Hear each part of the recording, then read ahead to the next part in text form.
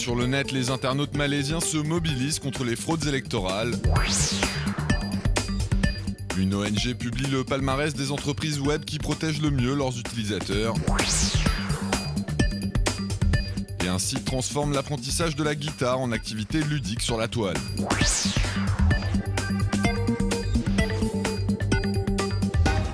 Les Malaisiens se sont rendus aux urnes dimanche pour des élections législatives très disputées. Un scrutin au cours duquel les internautes ont fait preuve de la plus grande vigilance pour lutter contre d'éventuelles fraudes électorales.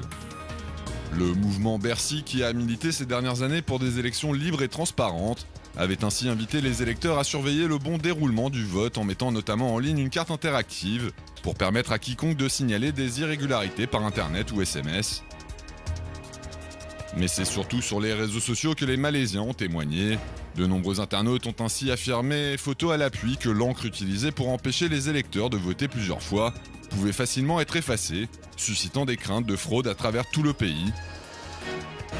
D'autres se sont quant à eux employés à repérer de présumés électeurs fantômes dans les bureaux de vote. Le parti du Premier ministre sortant a en effet été accusé d'avoir fait appel à des migrants étrangers, dont la mission était de voter illégalement en sa faveur. Plusieurs personnes jugées suspectes ont donc été sommées de prouver leur citoyenneté, en chantant l'hymne national par exemple, ce qui a été dénoncé comme une chasse aux faciès xénophobes par certains internautes. Enfin, malgré les récentes cyberattaques dont il a été la cible, le site d'information indépendant Malaysia Kini a lui aussi été particulièrement attentif pendant le scrutin, en dénonçant notamment un cas supposé d'achat de voix dans une circonscription très indécise. L'Electronic Frontier Foundation, une ONG militant pour la défense des droits des internautes, vient de publier sur son site la 3e édition de son palmarès annuel des grandes entreprises Internet qui protègent le mieux les données de leurs utilisateurs face aux requêtes gouvernementales. Une étude réalisée en prenant en compte 6 critères différents comme le fait qu'une société exige ou non un mandat avant de transmettre des informations sur ses usagers aux autorités, ou qu'elle défende ou pas ses utilisateurs devant les tribunaux en cas de litige. Et cette année, ce sont Twitter et Sonic.net, un fournisseur d'accès à Internet américain, qui arrivent en tête du classement. Les deux entreprises sont en effet les deux seules sur les 18 évaluées à obtenir une note parfaite en répondant de manière positive à chaque critère. Avec un 5 sur 6, Google fait également bonne figure, bien que l'ONG lui reproche de ne pas toujours informer ses utilisateurs quand une demande a été faite à leur sujet par un gouvernement. De son côté, Verizon, un autre fournisseur d'accès au web américain, arrive bon dernier du palmarès, l'entreprise n'ayant rempli aucun des critères retenus dans l'étude. Yahoo, Apple ou encore Amazon ne s'en sortent d'ailleurs pas beaucoup mieux avec un seul voire 2 critères sur 6 satisfaits.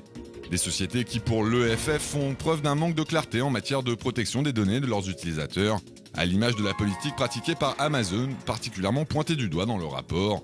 Des mauvais élèves qui n'empêchent cependant pas l'Electronic Frontier Foundation de se féliciter de l'amélioration globale de l'attitude des entreprises du web, qui selon l'ONG sont de plus en plus nombreuses à publier des rapports sur la transparence ou à prendre des mesures pour protéger efficacement la vie privée de leurs usagers. Grace et Chris Hughes ont une passion pour les vieux appareils photo qu'ils collectionnent depuis plus de 2 ans. Et il arrive parfois que ce couple de Canadiens y retrouve une pellicule oubliée par l'ancien propriétaire. Celle-ci par exemple renfermait des images prises pendant la Première Guerre mondiale. Des négatifs que les deux artistes font donc développer avant d'en publier le résultat sur leur site internet, permettant à ces souvenirs de retrouver la lumière après avoir été enfouis pendant de longues années.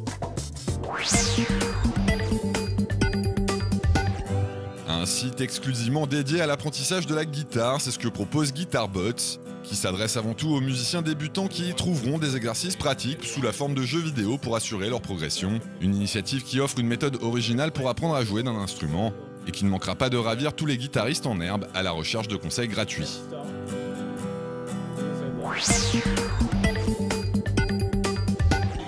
La ville de Tokyo au Japon transformée en œuvre d'art vivante dont les couleurs évoluent au rythme de la musique.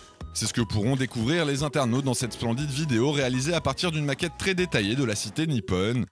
Un clip mis en ligne pour faire la promotion du projet Tokyo City Symphony, une plateforme en ligne qui permet à l'utilisateur d'interagir à son tour avec la maquette de la ville en utilisant son clavier d'ordinateur comme un piano.